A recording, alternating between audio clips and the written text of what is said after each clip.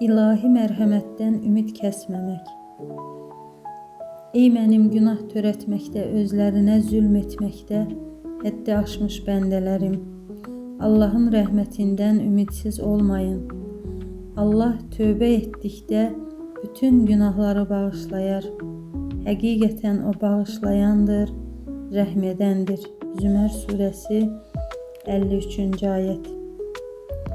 Uca Allah buyurdu ki, mərhəmətim hər şeyi əhatə etmişdir. Əraf surəsi 156-cı ayət. Mən öz işimi Allaha həvalə edirəm. Həqiqətən Allah bəndələrini görəndir. Beləliklə Allah onu, o mömin şəxsi onların qurduğu hilələrin şərrindən qorudu. Müminin surəsi 44-45-ci ayət. Əbu Zərrin radiyallahu anh nəql etdiyinə görə Peyğəmbərimiz aleyhissalatü vesselam bir qüdsi hədisdə Uca Allahın belə buyurduğunu bildirmişdir. Kim bir yaxşı iş görərsə ona 10 qat savab verər və ya daha da artıraram. Kim də bir pis iş görərsə ona yalnız bir qatını yazar və ya əfv edərəm.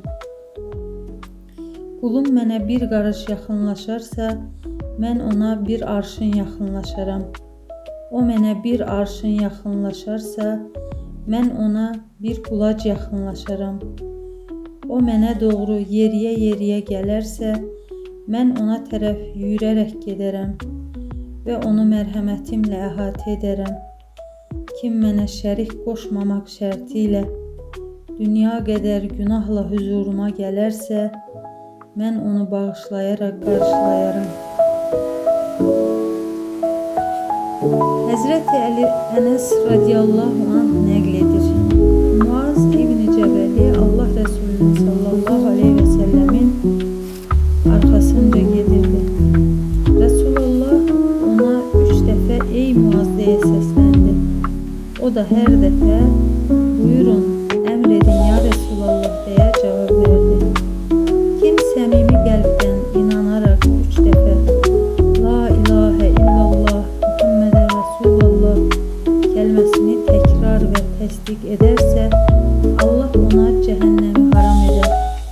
Bu müjdəni eşidən Muaz radiyallahu anh soruşdu. Bu müjdəni insanlara deyib onları sevindirsəm, bir qəbahəti varmı ey Allahın Rəsulü? Peyğəmbərimiz aleyhissalatü vesselam buyurdu. Onda onlar bu müjdəyə sevinib arxayınlaşarlar. Həzrəti Ənəs radiyallahu anh deyir ki, Muaz İbn Cəbəl bu hədisi gizləməklə günah qazanmaqdan qorxduğuna görə ancaq ölümünə az qalmış nəql etmişdi. Ömər İbn Əl-Xəttab radiyallahu anh rəvayət edir. Allah Rəsulünün aleyhissalatü vesselam huzuruna bir neçə əsir gətirilmişdi. Onların arasında bir qadın vardı ki, ayrı düşdüyü övladlarının həsrəti ilə sağa sola qaçır, gördüyü hər uşağı bağrına basırdı. Bu mənzərə qarşısında Allah Rəsulü aleyhissalatü vesselam bu qadın bağrına basdığı ciyərparəsini heç oda atarmı deyə soruşdu. Biz də xeyr, vallahi atmaz dedik. Bundan sonra Allah Resulü aleyhissalatü vesselam hikmətli bir əda ilə məhz Allah qullarına bu qadının uşağına şəfqətindən daha mərhəmətlidir buyurdu.